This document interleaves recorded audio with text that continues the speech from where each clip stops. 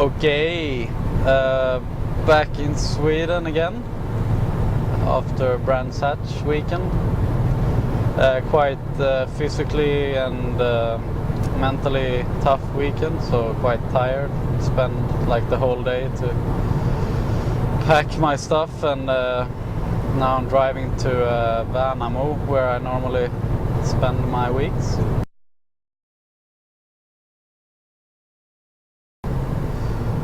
For the guys who aren't that really involved in racing, it's quite hard to understand why Brands Hatch is so different.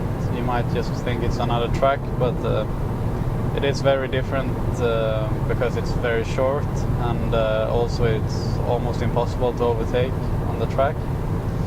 And the qualifying is obviously then really important, because if you're fifth in qualifying, normally you will finish the race in fifth as well. So and also the qualifying is really tight, because on a short track where you only have 42 seconds, it's gonna be hundreds which decide instead of 10th. So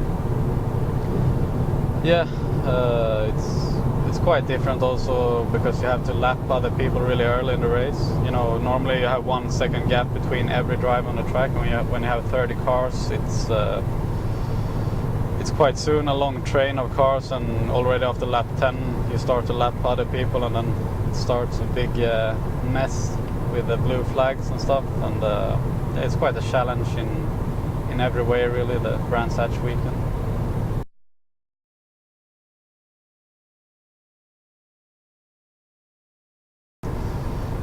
Yeah, the weekend itself was, it was good. I think we did a small step on the car first of all, and I think also we start to see a pattern now that normally we're quick in free practice, but maybe something missing in qualifying and also the race. But yeah, I think the race pace was really good, and a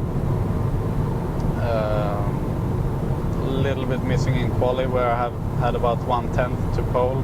Also a bit unlucky to be in the one group which was actually quite a lot quicker than the other one, so my time would have given me pole if I were in group A instead of B. So, but it's as it is, and you cannot really do anything. And also quickest in the first free practice, and yeah, I mean, we were not far away, but just that little thing missing.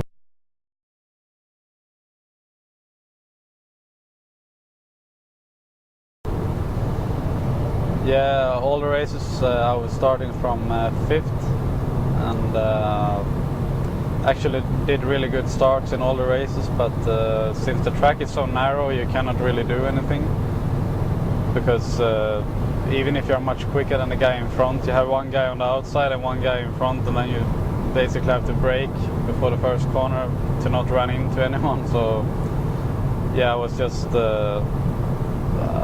yeah, I couldn't change anything, so I just went around the first 2 corners and came out in the same position as I started. Yeah, in the first race I made a small mistake and I lost Lucas Auer, and I think that was pretty much the only real mistake I did during the whole weekend.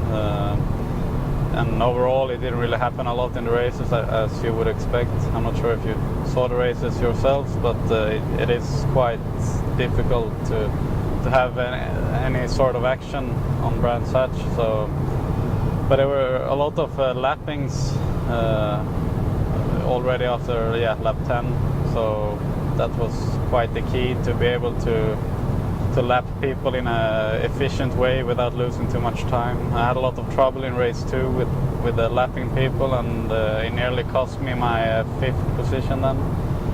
So yeah, it was, maybe some people didn't really respect the blue flags, which is a bit annoying, and also didn't really seem like the marshals had it under control with the blue flags. But yeah, it is difficult for everyone when the lap is so short.